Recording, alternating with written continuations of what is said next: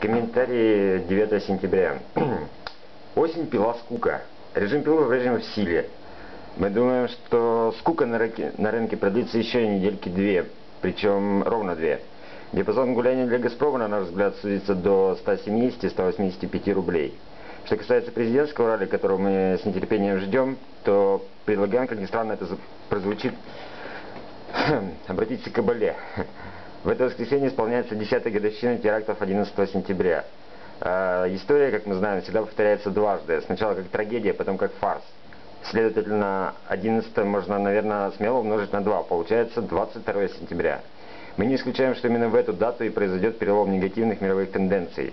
Но правда, слишком уж много катастроф, начиная с 2008 года. Явный перебор уже. И любой опытный трейдер знает, что так не бывает. Все когда-то заканчивается.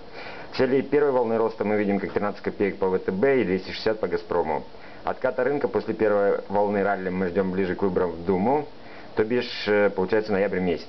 Декабрь, на наш взгляд, будет месяцем накопления, чем-то очень похожим на конец августа и вот первые две декады сентября.